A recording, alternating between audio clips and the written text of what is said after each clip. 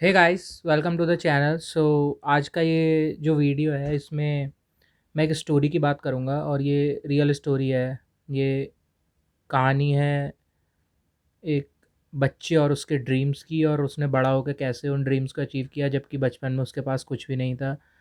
और ये जो मेनली बंदा था, इसको गाड़ियों से और रफ्तार से इतना प्यार था कि इसने उसी को अपनी ज़िंदगी बना लिया।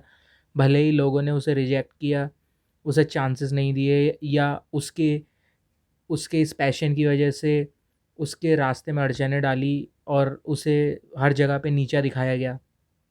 सो जो मेन कैरेक्टर है इस कहानी का नाम है बंदे का काज़ुहिको नगाता। He is a Japanese.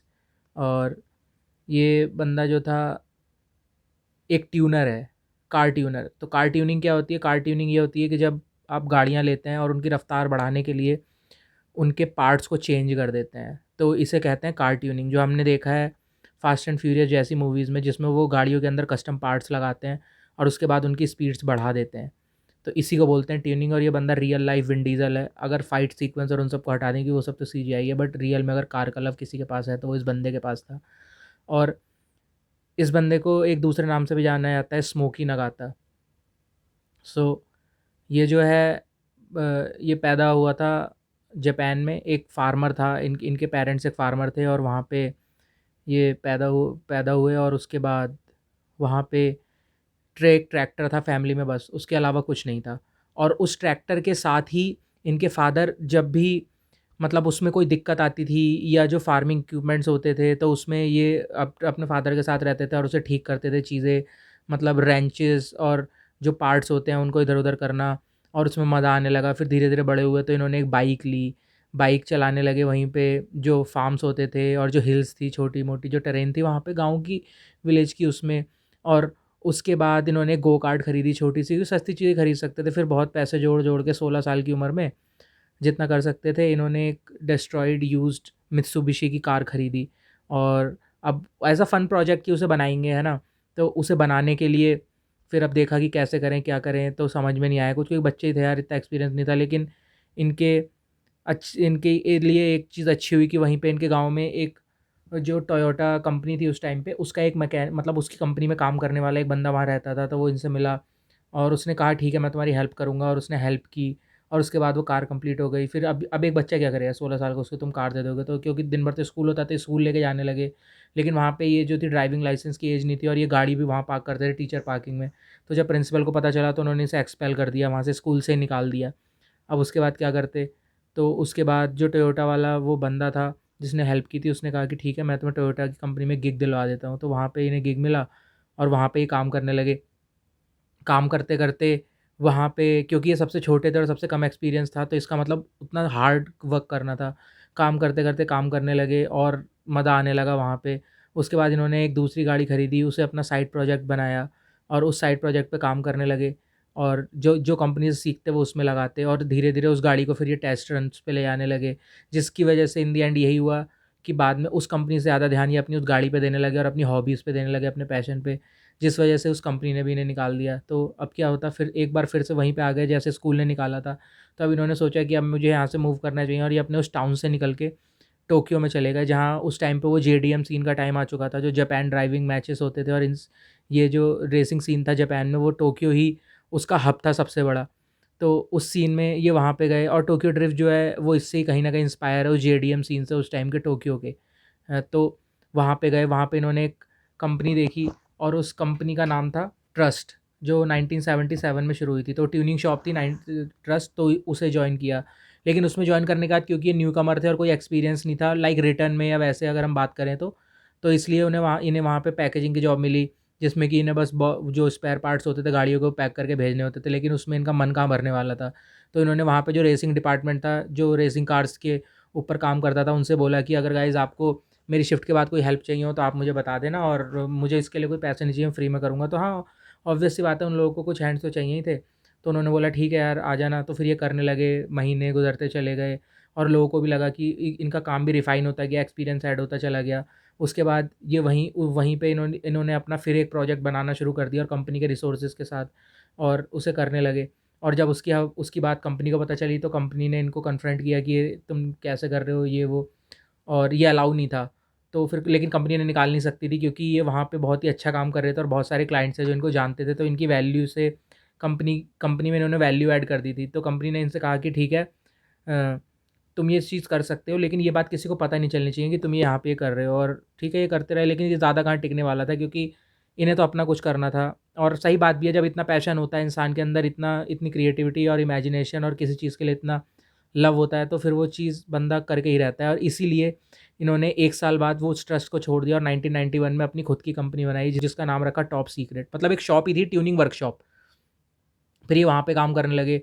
वहाँ पे सबसे पहले एक कस्टमर की कार आई थी जो कि टोयोटा ही थी, तो उस पे उन्होंने काम किया। फिर उसके बाद उससे जो पैसे आए उससे इन्होंने अपना एक नया प्रोजेक्ट शुरू किया, जिसमें इन्होंने सुपरा को लिया और सुपरा पे काम करना शुरू किया। और क्योंकि उसमें ये बहुत ही हाई टेक या हाई डेफ जो पार्ट्स लगा रहे थे डेफ, उसकी वजह से वो कार बहुत ही ज़्यादा कवरेज में थी। तो इसकी खबर जो थी मैक्स कार मैगज़ीन को लगी, जो कि टॉप सेलिंग ब्रिटिश मैगज़ीन थी इस चीज़ के लिए।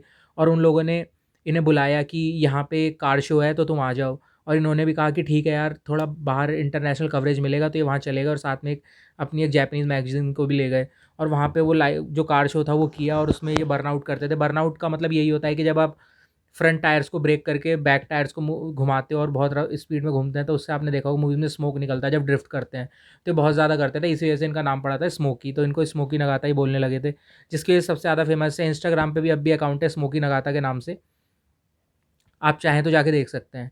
और वहाँ से उसके बाद जब ये शो ख़त्म हो गया लाइव शो, तो उसके बाद जो कुछ पार्टिसिपेंट थे उन्होंने इनसे शर्त लगाई कि तुम 200 माइल पर आवर की स्पीड पे गाड़ी चला सकते हो रात में। और इन्होंने ये पीछे हटने वाले थे, जबकि इनकी गाड़ जो कार थी वो जैपनीज़ थी, और वो वहाँ की रोडों के लिए नहीं बनी थी, क्योंकि नंबर प्लेट उसकी जैपनीज़ थी, वो सिर्फ उस रेस के लिए थी। और सुबह 4 बजे इन्होंने अपनी वो कार निकाली और नाइट हाईवे पे ले गए, A1 हाईवे पे वहाँ के।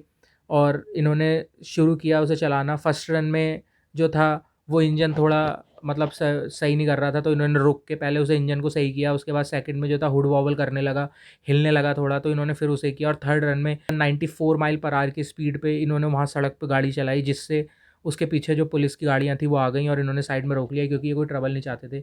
और उसके बाद इन्हें कोर्ट में जाना पड़ा, जहाँ पे इनका जो ड्राइविंग लाइसेंस था वो इंटरनेशनल ड्राइविंग लाइसेंस वो 1 साल के लिए सस्पेंड कर दिया। 190 पाउंड का इनके ऊपर जो था वो चार्ज पड़ा, जो इन्हें पेनल्टी भरनी थी। और उसके बाद 10 साल के लिए इन्हें वहाँ से ब्रिटेन से बैन कर दिया। तो ये वापस आ गए, लेकिन इनकी ये खबर जो थी ये इतनी ज़्यादा फेमस हुई कि सारी मीडिया आउटलेट्स इसे रन करने लगी, टीवी और मैगजीन्स पे। और ये 24 आवर्स के अंदर इस रेसिंग सीन में बहुत ही ज़्यादा फेमस हो गए। इसके बाद जो इनकी वो गाड़ी थी सुपरा, उसके लिए एक ऑफ़र आया, एमिराती प्रिंस ने, अरब के प्रिंस ने एक ऑफ़र दिया, और जिसे रिफ्यूज़ नहीं कर पाया, उन्होंने ले लिया। और उसके बाद उस पैसे को अपनी कंपनी में लगाया। और उसके बाद इन्होंने बहुत सारी ऐसी गाड़ियाँ बनाई जो इंटरनेशनल रेसिंग सीन्स में रेसें जीत चुकी हैं, और आज भी लोग इनसे कस्टम करवाते हैं। और आज ये जो वर्ल्ड वाइड रेसिंग सीन है उसमें एक जाना-माना नाम है। तो ये कहानी थी। तो ये है कहानी एक ऐसे बच्चे की जिसको बस बचपन में जो गाँव में पैदा हुआ और कुछ नहीं था, फार्म बॉय था, लेकिन उसका इंटरेस्ट था इन चीज़ों में और उसने कभी नहीं रुका। जब उसे स्कूल से निकाल दिया, जब उसे उसकी जॉब से निकाल दिया, जब उसकी कंपनी वालों ने उसे कन्फ्रंट किया, वो कहीं नहीं रुका, क्योंकि उसका जो पैशन था, उसका लव जो था, उसने उसको फ़ॉलो किया। और रफ़्तार और गाड़ियों से इतना प्यार था कि कभी उनका पीछा नहीं छोड़ा, भले ही कुछ भी हो गया हो।